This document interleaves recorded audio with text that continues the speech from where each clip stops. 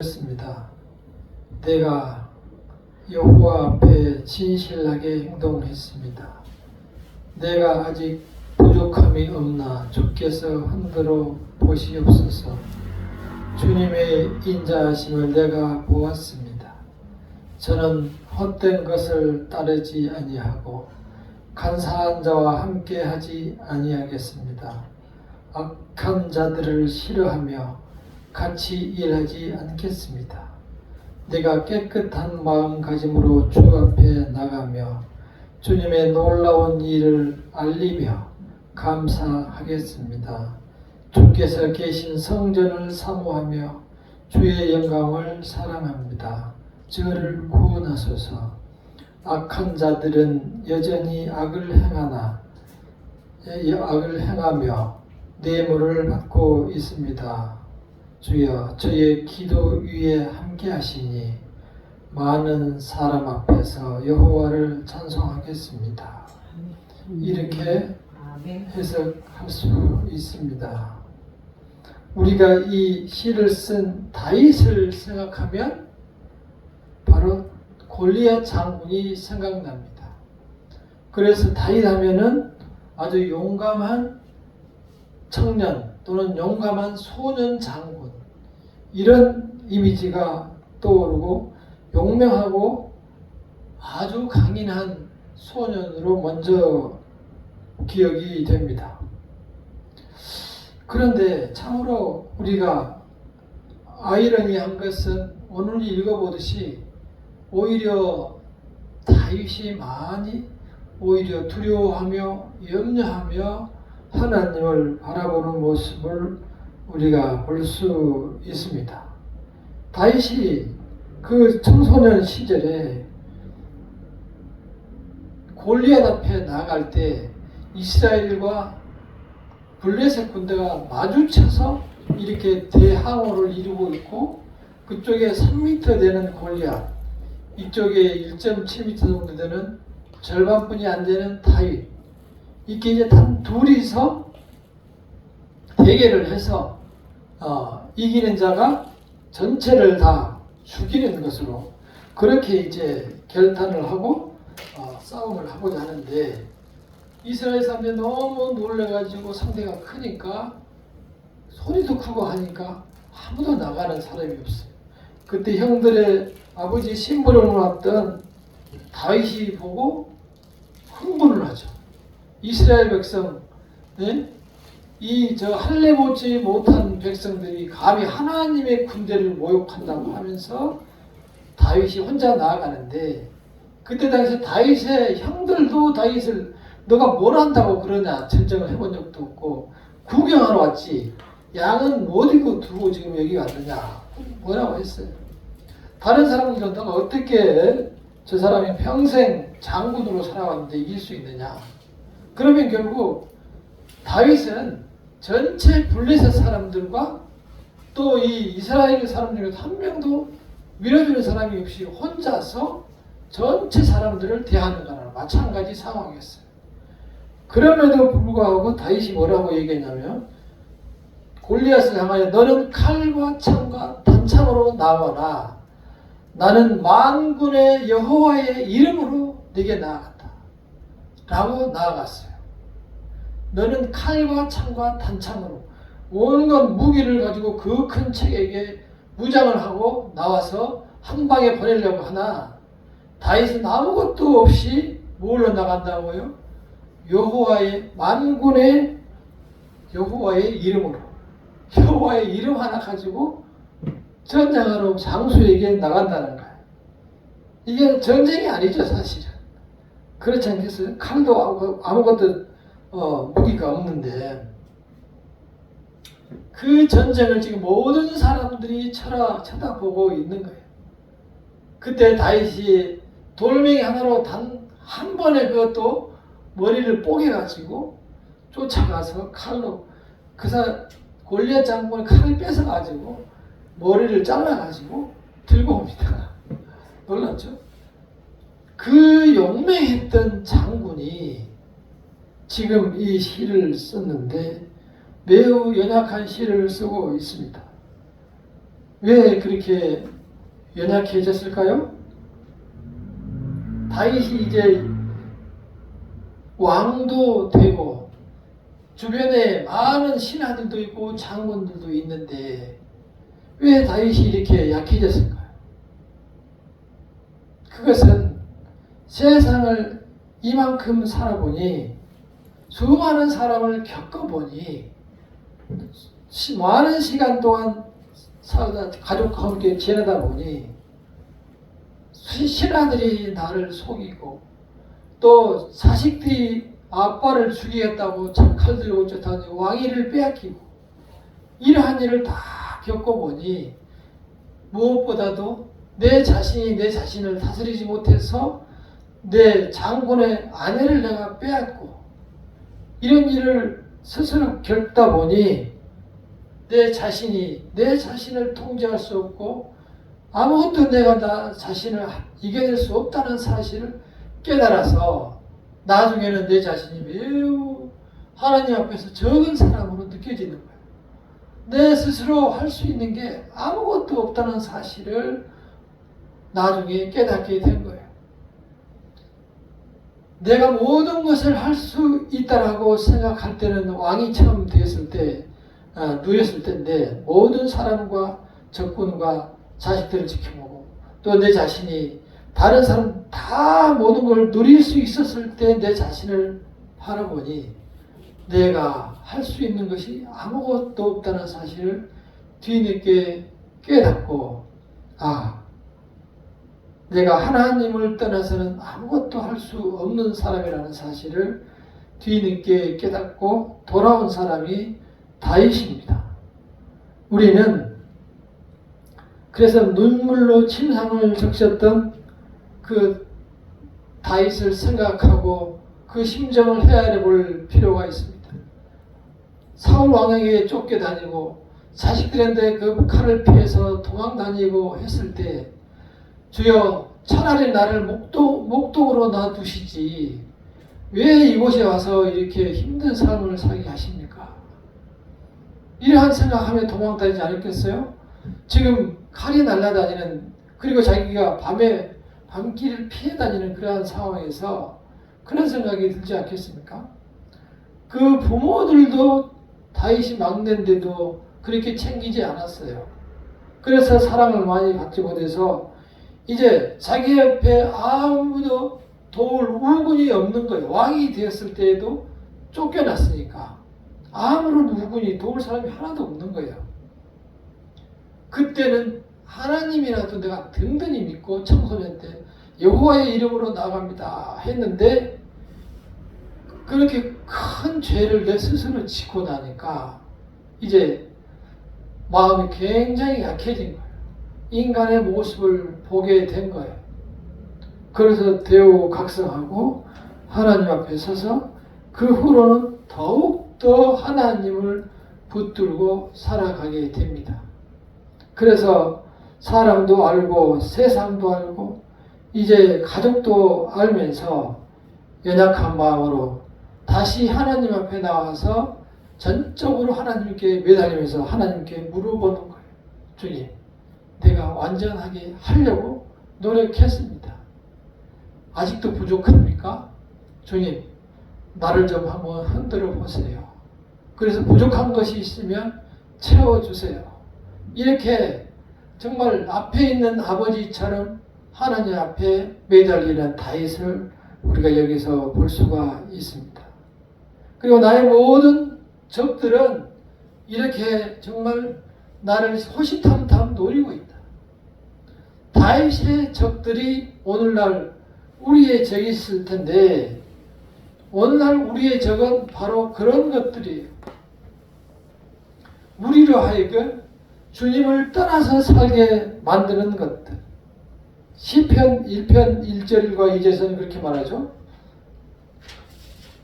시편 1편 1절에서 2절이 복 있는 사람은 악인의 길을 쫓지 아니하고 죄인들의 길에 서지 아니하며 오만한 자의 자리에 앉지 아니하고 오직 여호와의 율법을 즐거워하여 그의 율법을 주야로 묵상하는 자로다.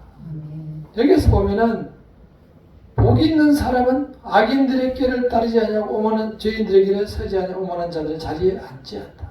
똑같이 오늘 말씀에 나오기를 오만한 자들은 허망한 사람들과 같이 하지 아니하며 간사한 자와 동행하지도 아니하리라. 이렇게 내 자신이 스스로 의로운 길로 가고 스스로 악인들을 멀리 하려고 애를 쓰며 살아왔단 말이에요. 다시 말해서 복된 자녀로 살아가려고 내가 노력하고 있습니다. 주님 앞에 내 신앙을 고백하고 있는 거예요. 그래서 주님의 자녀들은 주의 말씀으로 살아내려고 이렇게 애쓰며 하나님 앞에 나아가서 묻고 하나님께 나를 좀 흔들어서 바로 세워주시옵소서, 부족한 것을 채워주시옵소서, 하나님 앞으로 나아갈 수 있는 그러한 믿음을 가지고 이 세상에서 살아가야 합니다. 결국은 우리가 살아가야 하는 것은 내 자신이거든요. 하나님이 이 세상에서 사는 것이 아니고 내 자신이 주어진 인생을 살아가야 돼요. 그런데 살아보니까 우리도 역시 그렇잖아요. 너무너무 주변에 악한 사람들이 많아서 힘들어요. 어저께 이 추석인데 다 가족과 함께 즐겁게 행복하게 지내는 시간에 길거리에서 어떤 아저씨는 술이 막 취해가지고 이렇게 술이 취하면 이러잖아요. 이렇게 일을 가는 것 같아요. 그게 왜냐면 속이 썩었던 것들이 그야말로 내 마음대로 안 되고 내가 당했던 것들, 나 홀로 집에 가족과 갈 데가 없는 현실을 생각하니 이 현실이 너무 믿고 내가 스스로 혼자서 일을 갈 만큼 현실이 미운 거예요. 우리는 그런 사람을 불쌍하게 보아야 돼. 이러한 상황에서 누가 가족과 함께 지내고 싶지 않겠어? 가정이 깨졌으니까 그런 거예요. 그러니 술로 내 자신을 울먹으며 달래며 이 시간을 보내는 사람들이 간혹 있는 거예요. 세상에 모든 것들이 내 마음대로 되지 않고 때로는 나를 이렇게 유혹해가지고 데리고 나가는데 그 중에 가장 무서운 사람들이 여기에 나와 있는 간사한 사람들입니다. 간사한 사람들은 성격이 이중적인 거예요. 겉으로 내 앞에서는 전적으로 찬성의 박수를 보내고 뒤에 가서는 저 사람을 이용해서 다른 사람 앞에서 박수를 보내고 저 사람의 그 약점을 이쪽에다가 알리고 또는 저 사람의 무슨 약점으로 이용해서 돈을 빼내거나 무엇을 얻어내는 이중적인 성격을 가진 사람들이 가장 나쁜 사람들이고 가장 조심해야 될 사람들입니다. 그 간사하다는 것은 그래서 기본적으로 그 마음 속에 자리 잡고 있는 것이 거짓이에요. 거짓. 첫째, 내 자신을 속여야만 내가 다른 사람 앞에서 다른 모습으로 이중적인 모습으로 보일 수가 있거든요. 그래서 내 자신을 속이는 거짓된 마음을 가질 수밖에 없는 것이 간사한 사람들입니다. 내 자신이 거짓된 마음만을 가지고 있는 것이 아니고 그 마음을 가지고 다른 사람한테 가서 그것을 이용해서 다른 사람한테 해를 끼치는 것이 간사한 마음이에요.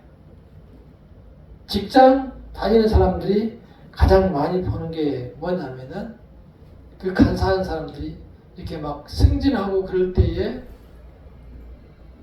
또는 저 사람이 무슨 일을 열심히 했을 때 그 경쟁자가 가가지고 상관이나 이 사람한테 힘을 가지고 있는 사람한테 저 사람은 이런 점을 잘못했고 또 무슨 말을 했다 이렇게 뒤에서 거짓 정보를 흘려서 상대방을 보이지 않는 데서 애를 먹이고 욕을 하는 그러한 사람들이 간사한 사람들입니다. 그래서 내 스스로 내가 간사한 사람들과 같이 동행하지 아니하였다. 5절에서 함께 읽어보겠습니다. 5절 시작. 내가 행한 자의 집회를 미워하니 악한 자와 같이 앉지 아니하리이다. 그래서 우리는 악한 자의 자리에 그러한 사람들의 무리 속에 같이 가서 도모하지 말아야 돼. 이 악이 얼굴에다가 내 이마에다가 악, 나는 죄 이렇게 써가지고 오지를 않아요. 옛날에는 무슨 다단계 같은 모습을 해가지고 우리 주변에 많은 사람들이 가까이 왔었어요. 저도 여러 군데서 제의를 받고 계속 친한 친구들로부터 오라고, 그런 분들은 항상 양복을 쫙 빼입고 다녀요. 가방도 좋은 거 들고. 그래가지고 이렇게 너가 이걸 지금 투자를 하게 되면 노후는 다 책임져 준다 이렇게 하면서 한 번만 좀 제발 와달라고, 사무실 와달라고 사정사정해요. 가졌어야 되는데 안 가졌어요 제가. 근데 그렇게 해서 친구들이나 가족들, 친지들을 같이 그냥 말아먹은 사람들이 정말 많았어요. 그래서 결국 나중에 그 친구 자기도 나왔어요. 자기도 나와가지고 다른 회사 다녀요. 결국 그 속임수에 지도 넘어가고 저까지 넘기려고 했었던 거죠. 근데 다단계라는 형식으로 나타났지만 주변에 그런 사람들이 굉장히 많아요. 같이 투자하자고, 같이 집어넣어가지고 하는 사람. 이렇게 하면 무엇이 많이 떨어진다고, 나중에 엄청 많이 남는다고. 전에 제가 한번 얘기했잖아요. 서울역에서 초원에서 올라와가지고 이렇게 네바다인가 이렇게 길거리에 막 이렇게 돌려가지고 딱 찍으면은 아침에는 10,000원씩 건돈 2배를 이렇게 가져가는 건데, 서울역 앞에서 이렇게 하길래 이렇게 돌리는데 탁 이렇게 해가지고 틀림없이 이게 보이는 거야. 이게 자 보입니다 해가지고 탁 해가지고 막 이렇게 돌려가지고 손이 다 보이는데, 해가지고 탁 집어서 돌면은 분명히 빨간 것을 봤었는데 파란색인 거예요. 그래가지고 그 없는 돈에, 돈도 안 벌 텐데 10,000원을 투자해서 날리고, 그래가지고 또 그러고 있는데 옆에 있는 사람이 또 같이 들어가자고 그래요. 그래가지고 같이 또 한번 들어갔어요. 아저씨 이번엔 틀림없이 내가 맞춰야지 해가지고 또 나머지 있는 돈을 털어가지고 또 그 사람하고 같이 이게 또 딱 보니까 또 딱 이렇게 보니까 파란색인 거야. 빨간색이어야 되는데 그게 이제 돈이 다 날렸어. 그래가지고 그러고 있는데 그 옆에 있는 구경 많이 이렇게 하잖아요. 구경하는 사람이 어깨를 저를 탁탁 치는 거예요. 그래서 이렇게 딱 쳐다봤더니 가. 그러니까 그 주변에 있는 사람이 다 짜고 마치 구경꾼인 것처럼 그렇게 해가지고 같이 걸자고 해가지고 저는 걸려 넘어가가지고 돈을 잃은 적이 있어요. 이 시장에 이런 데서 옷 파는데 가서 막 이렇게 옷을 들여서 막 보잖아요. 그래서 이제 저도 한번 봤어요. 가만히 보면 그 아주머니는 옷을 산다고 그런 게 아니고 아예 처음부터 옷을 들고 들었다 놨다가 하려고 걸로 온 거예요. 아침부터 와가지고 계속 들었다가 놨다가 하고 옷을 사는 척 보고 이렇게 바람잡이 노릇을 하는 거죠. 좋은 것이면 좋은 것을 싸게 팔면 다 알아서 사가요. 비싼 돈 가지고 와서 다 사가지고 와요. 좀 부족하니까 그런 거 아니겠어요? 그런 유혹들이 우리 사회에서 주변에 보이지 않게 굉장히 무리를 지어서 다닙니다. 항상 악은 무리를 지어 다니고 집요합니다. 그래서 한번 약한 점을 보면은 반드시 잡아가려고 노력해요. 신천지가 특히 그렇습니다. 약한 점을 보이면은 그 점을 끝까지 물고 늘어져요. 우리 교회도 여러 차례 왔었어요. 얼굴이 신천지라고 써 있던가요? 안 써 있어요. 그냥 와서 어떻게 하면은 될 것 같다는 생각을 가지고 왔는데 제가 워낙 설교를 잘하니까 와서 듣고 그냥 가는 거예요. 근데 그 뒤에도 전화가 막 오기도 하고 그래요. 그게 악은 그렇게 집단적으로 무리를 지어서 다니고 약한 점에 대해서 집중적으로 파고듭니다.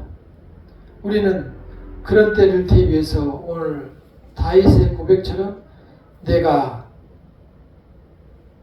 주께서 8절과 9절을 함께 읽어보겠습니다. 시작. 여호와여 내가 주께서 계신 집과 주의 영광이 머무는 곳을 사랑하오니 내 영혼을 죄인과 함께 내 생명을 살인자와 함께 거두지 마소서. 그러니까 내가 주께서 계신 집이 어디예요? 성전에 성전. 그때 당시에는 성전에 주가 계신다고 약속을 해주셨어요. 하나님께서 내가 이곳에서 너희들에게 은혜를 받고 죄를 사하여 준다고 성전을 약속해 주셨어요. 그래서 많은 주의 백성들이 성전을 사모하고 성전에서 하나님께 죄를 사하고 예배를 드렸습니다. 그래서 하나님께서 거기만 있다고 생각을 하면서 성전을 굉장히 사모하고 사랑하는 삶을 살았어요. 그러한 말씀을 지금 해주고 있는 거예요. 그러니 내가 여전히 주님을 사모하면서 살아가니 주께서 나를 다른 안 믿는 사람, 죄인들과 같이 취급하지 말아주세요. 나에게 은혜를 베풀어 주세요. 나의 죄를 용서하여 주시옵소서. 그러면서 앞으로도 절대 나는 완전하게 살도록 노력하겠습니다. 나의 죄를 용서해 주시고 내게 은혜를 베풀어 주시옵소서. 12절에서는 보면은 나의 그런 기도와 간구에 대해서 주께서 응답을 하셨사오니 내가 무리 가운데서 여호와를 찬송하리로다. 그러니까 내 발이 평탄한 데에 섰사오니 평탄한 데에 서면 어떻게 해요? 안심이 되는 거예요. 넘어질 염려가 없는 거예요.